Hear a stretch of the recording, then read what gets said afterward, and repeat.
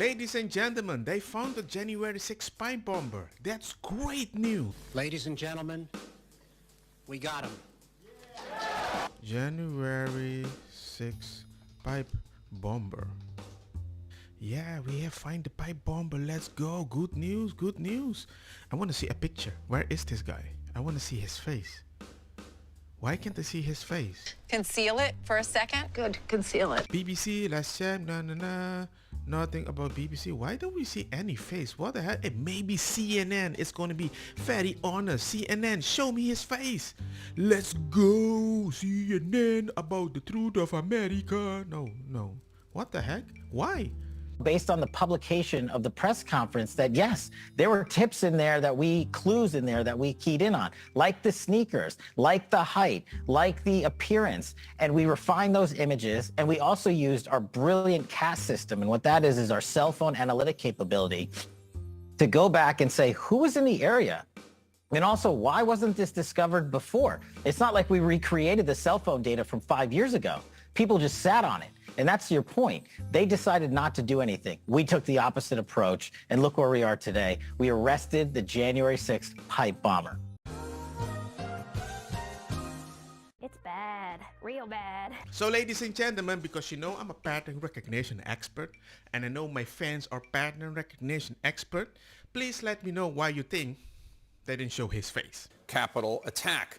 Brian Cole Jr., a 30-year-old white man from the D.C. suburbs, is charged with transporting an explosive device in interstate commerce and with malicious destruction by means of explosion. CNN observed local and federal law enforcement outside his home in Woodbridge, Virginia this morning.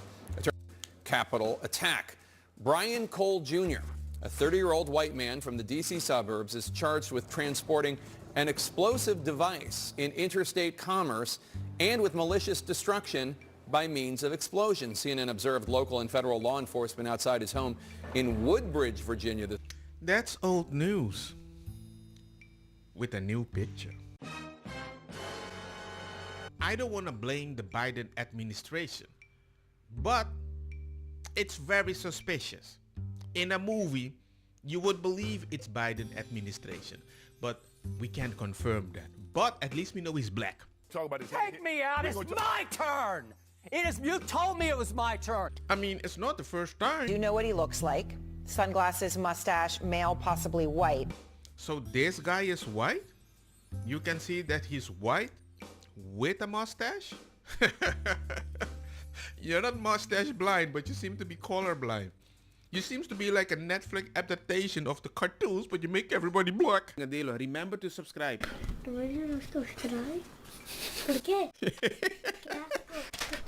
But don't worry about it. They're white blind too. Remember the white guy supposedly in Colorado? But then we found out that he's Egyptian. Do you remember how they covered him? I mean, I believe in Google. Verify and confirm some video, but it appears to show a significant portion of the incident as it happened. There's an individual that's taken into custody. He's a white male. Thank y'all for coming. White power! Ladies and gentlemen, think about it. If there was no phone, if there was no social media, if there was no Twitter, imagine how many times they could have lied to us. This like back in the day before the 2000 when there was no internet, everybody just had to believe the preacher because he read the Bible until you read it yourself and you're like, yo man. What the heck is that, man? But then you have the police, we need to stop the mugshot because that is kind of discrimination. It's messing up the stats and the narrative. You see black and brown men all the time you see these mugshots either on television, news, movies, you name the media source. And the mind begins to associate that group with that type of activity. So you want to remove the mugshot because it's causing discrimination because they can see their faces.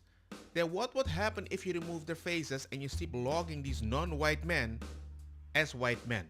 Suddenly writing white is a good statistic? Are you just gonna remove all the colors? I don't think you would do that because if you remove all the colors anyway, you're gonna arrest a lot of people. But then you're like, well, we'll never find out who's the race. There is absolutely no doubt that the data shows that the vast majority of incidents of domestic terror come from white nationalism. There are problems in our communities, but usually it's some white supremacists on the other side. We should be profiling, monitoring. All I'm advocating for is consistency. Keep the same energy, no matter it's white or black. But the moment you want to tell me it's always white, the person black, you don't talk about it, and then we got statistic to prove you might be wrong and you want to change the color of the statistic, there comes a point you want to lie twice and still be right. And I'm like, bro, you can't do that with the internet unless you want to be an authoritarian government. Oh, you want to remove free speech? You wanted to create this weird department to tackle this information, right? Don't get me wrong, makosa kita bong. Buta fire na mi blonde, kush hash, purple skunk, criollo, colombici, jam jam, durlo, verde, welcome.